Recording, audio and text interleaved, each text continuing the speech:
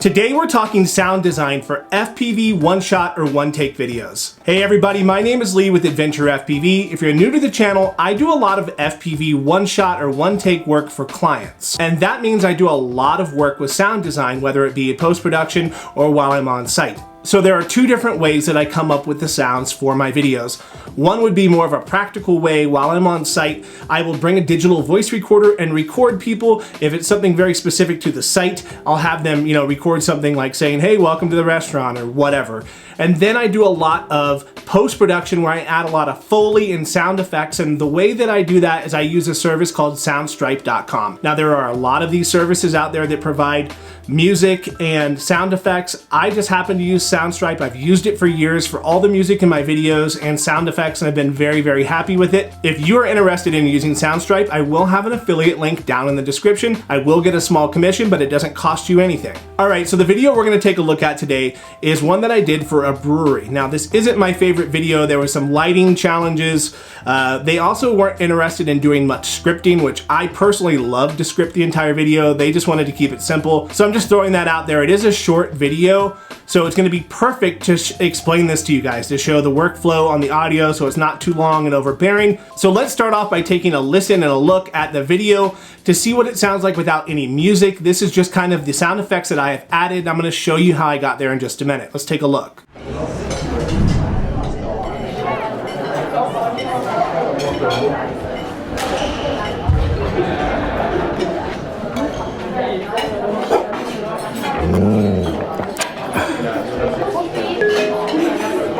Hey guys, welcome to Resolute. You can sit anywhere you'd like.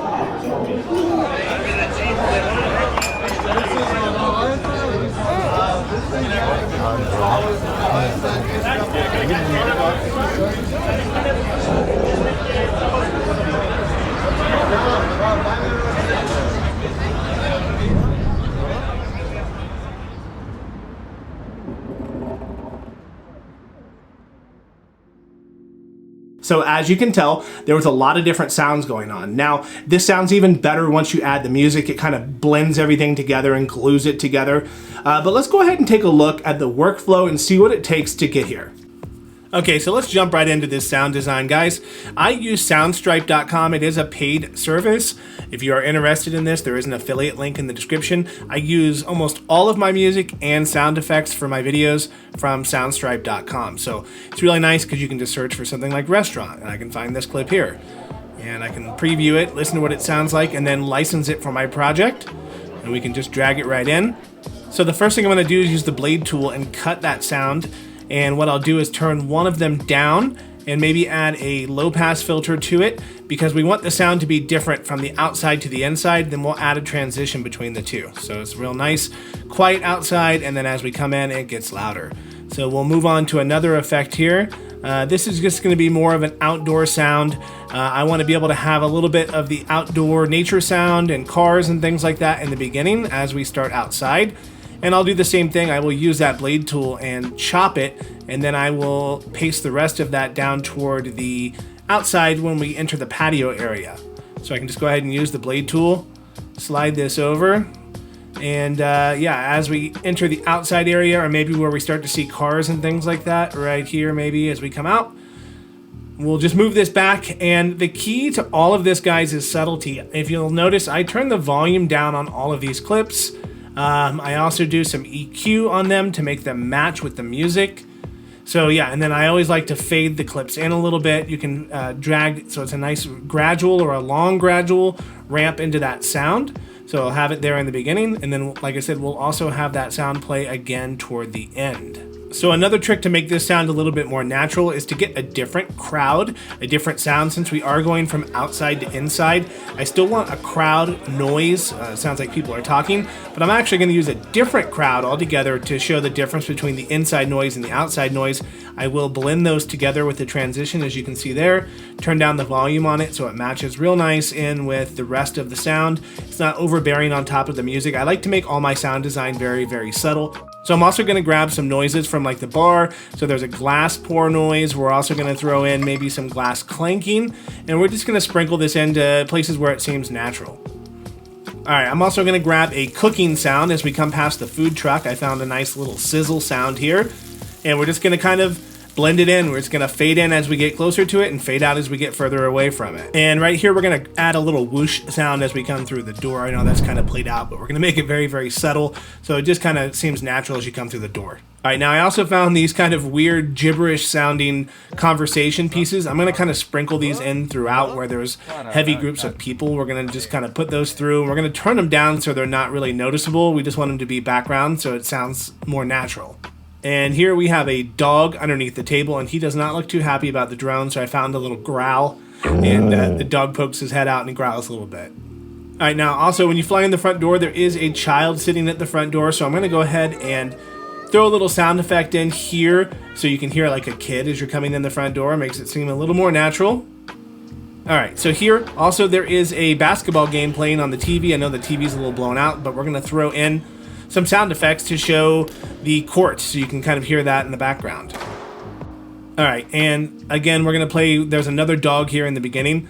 I'm gonna add a short bark and then a growl. Now, the way to make this look natural is I do the bark right as his face appears so you don't really see the dog barking, moving his snout. He's just kind of barking as it comes around the corner. All right, and now there is a lady sitting here on her cell phone. What we're gonna end up doing is doing a notification sound just as we fly over her, as you see her phone, make it seem like there's something going on there. Now, I did record a little bit of audio on site. One of the bartenders did record a couple voiceovers, and I am gonna include that as we fly over the bar. You'll hear him speaking. Now, this was really loud in the restaurant, so what I did was go ahead and EQ that to kind of get rid of some of that background noise, but we will just make that blend in right here as you're entering the bar space.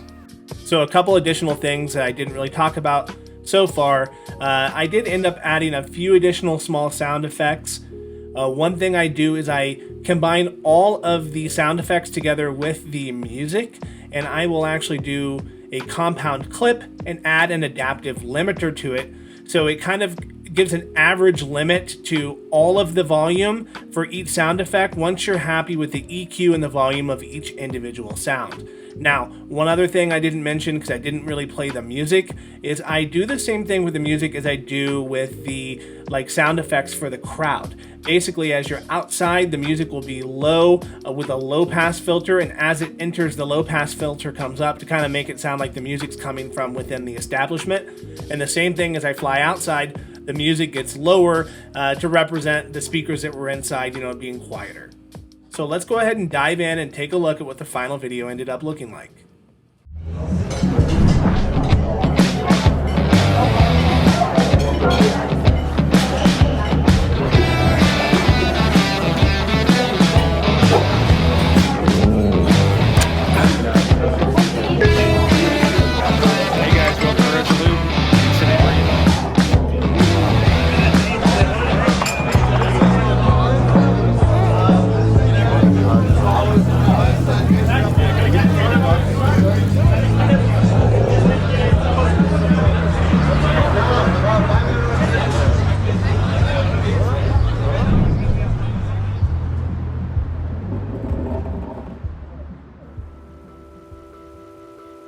All right, so as you can tell, sound design is extremely important to the feel of the video. If you don't have good sound design, the video is just not gonna feel right. If a sound effect is off a little bit, it's just gonna throw the whole vibe of the entire video off. So it's very important to get this down right. Now, I am not a sound design expert by any means, but I wanted to pass along the information that I have learned so far to you to maybe help you speed up your journey. If you guys have any tips or tricks, please leave them down below in the comments. I would love to improve my own workflow, so if you guys have something that I don't do that would be useful, I would love to hear about it. Again, if you guys are interested in using soundstripe.com, there will be an affiliate link down in the description. I want to thank you guys for sticking around, as always, until the end of the video. Please leave a thumbs up and subscribe if you like my content, and we will see you in the next video.